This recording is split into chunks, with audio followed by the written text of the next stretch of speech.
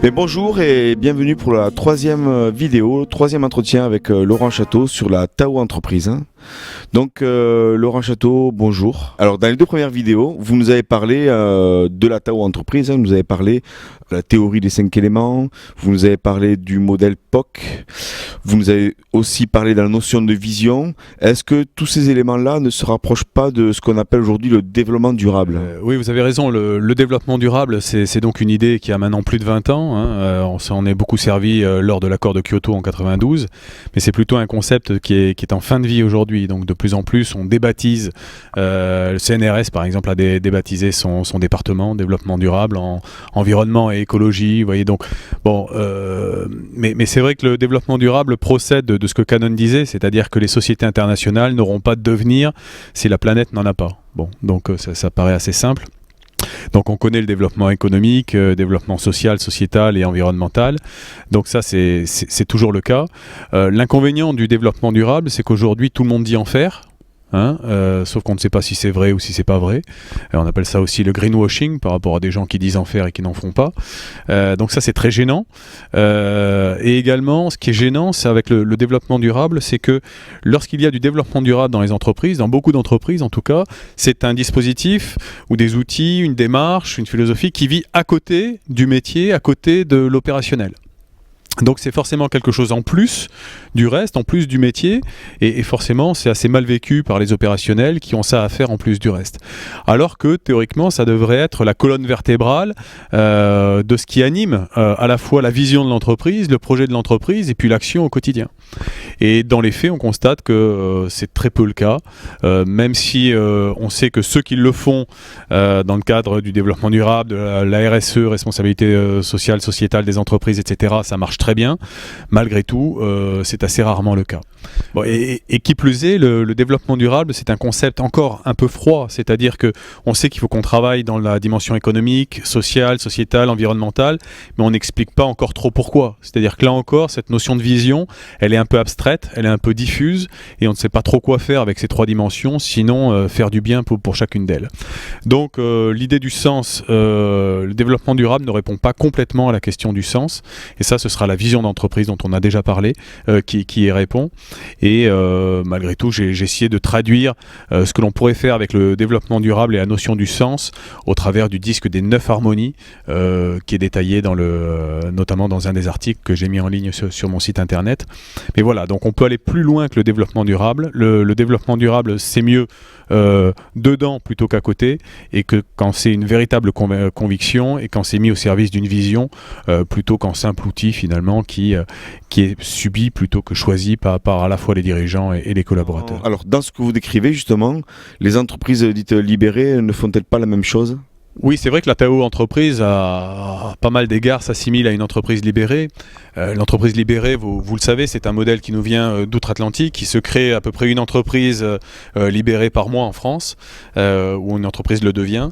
Donc c'est une entreprise qui fait le pari de l'homme bon. C'est-à-dire, moi en tant que dirigeant, j'accorde a priori ma confiance à mes collaborateurs, parce que je considère que là où ils sont beaucoup plus capables que moi de prendre les bonnes décisions, puisque ce sont eux qui sont confrontés aux difficultés de terrain. Et donc on met à plat les méthodes de travail, et ce sont les collaborateurs qui décident et qui prennent les décisions.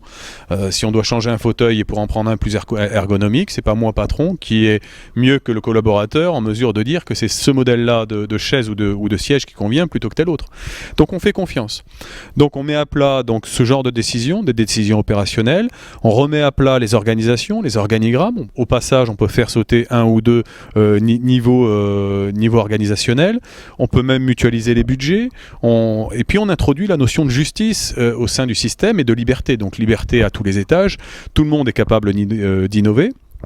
Et puis, on introduit de la justice, c'est-à-dire que les places de parking sont finalement confiées aux salariés les plus méritants et pas uniquement aux chefs.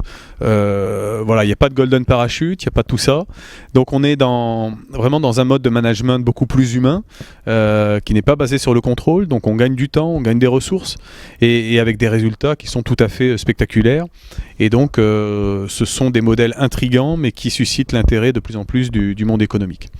Donc ça s'assimile, la Tao entreprise s'assimile à une entreprise libérée dans le sens où le but du jeu c'est de véritablement libérer les énergies, mais en revanche on va encore plus loin. La Tao entreprise, donc j'ai identifié 18 principes taoïstes pour aller dans le sens d'une Tao entreprise. Il faut savoir qu'une entreprise classique c'est 4-5 principes, 4-5 touches sur le clavier, pas plus. Une entreprise libérée on est à 14 et on peut aller jusqu'à 18. Donc là où l'entreprise libérée peut encore gagner des choses, et j'accompagne un certain nombre d'entreprises là-dessus, c'est sur le principe de beauté, qui est un principe de nature, le principe également d'introduire la nature dans le système, peut-être de la simplicité, de la frugalité. On peut encore aller plus loin par rapport même à ce que les entreprises libérées nous proposent aujourd'hui sur le marché en matière d'outils de management et de gouvernance des entreprises. Tout le travail qu'elles entreprennent, en fait, exprime le cheminement intérieur et le développement personnel de leurs dirigeants. C'est-à-dire qu'on ne peut pas prendre ce genre de décision si les dirigeants eux-mêmes n'ont pas entrepris de travailler sur leur ego et sur ce qu'ils sont véritablement en tant qu'êtres humains et la place qu'ils souhaitent occuper finalement dans le vaste monde en quelque sorte. Donc finalement, dans ce que vous expliquez là, c'est qu'il y a un lien direct entre la performance et l'harmonie de l'entreprise et le travail qu'un dirigeant, voire un entrepreneur, peut faire sur lui-même en matière de développement personnel. Rien de neuf sous le soleil depuis plus de 2000 ans là-dessus. Simplement, il y a un caractère d'urgence aujourd'hui à changer dans nos comportements, dans nos façons de manager, de gouverner, de nous organiser. Simplement de réapprendre ce qu'est peut-être un être humain et le monde vivant dans lequel on s'insère, puisque tout est interdépendant. Et donc aujourd'hui, voilà, je crois qu'il y a vraiment urgence à agir pour faire en sorte qu'on se donne et on se dote d'une certaine pérennité en tant qu'espèce et qu'on atténue à notre niveau en tant que dirigeant la souffrance du monde socio-économique et puis du monde vivant tout court. Donc pouvez-vous nous donner un ou deux exemples de la Smart Tao ? Oui, ce que j'ai appelé le Smart Tao, c'est la compilation de 41 enseignements et de benchmarking des enseignements de la nature. Parmi ceux-ci, il y en a deux qui me plaisent plus particulièrement. Le premier enseignement, c'est de dire qu'on croit que nous avons dans les entreprises un comportement très rationnel et qu'on vit au bon rythme finalement de l'organisation et des individus. En fait, il n'en est rien. Parce que la nature nous enseigne qu'il y a un printemps, un été, un automne, puis un hiver.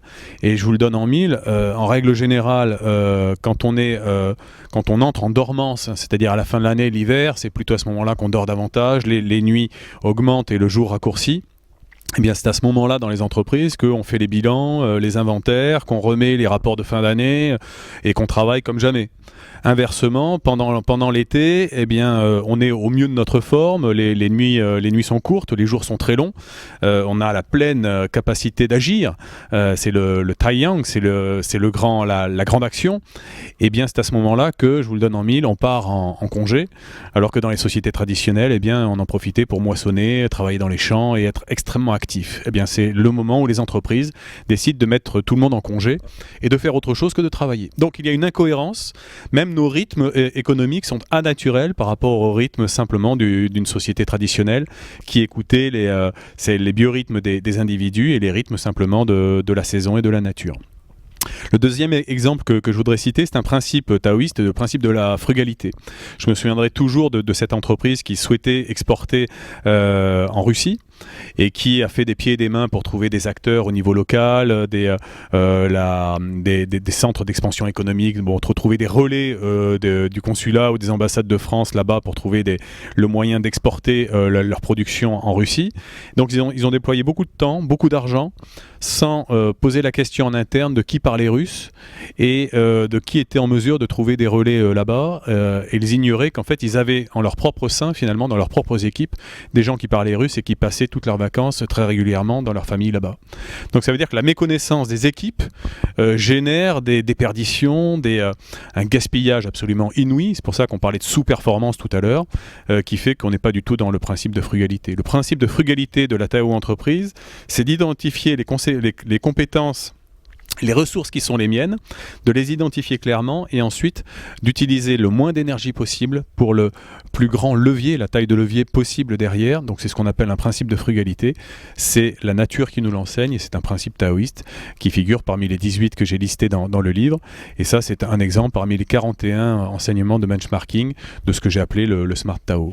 Laurent Château, merci. Merci d'être venu pour ce troisième entretien et on vous dit à bientôt pour un quatrième volet.